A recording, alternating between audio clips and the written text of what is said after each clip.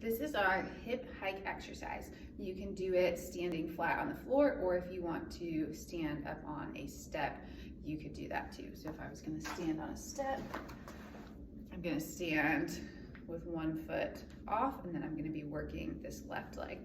So you're gonna put your hands on your hips, and we want to try to make sure we're really moving through the pelvis. We're not moving up here through our waist and our back muscles.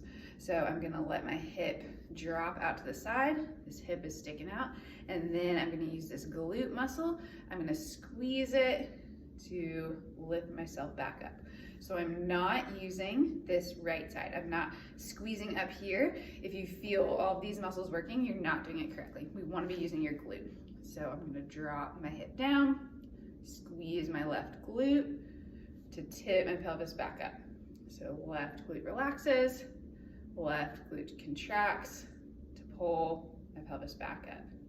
So if I was doing it on the floor, you do the same thing where I just bend my right knee, drop my left hip out to the side, squeeze it back up. Left hip out to the side, squeeze back up, and then do my other side. So drop my right hip, and then squeeze it back up. As we are using that glute to pull our hip back underneath us, we should feel a lengthening all throughout this side. Remember, this side is fairly relaxed. It's just hanging out and really trying to use the glute.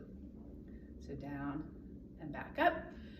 Another tip is to make sure that the leg that you're standing on is not locked out. We want to have just a little bit of bend in it, so that way we're not just hanging out on that knee joint.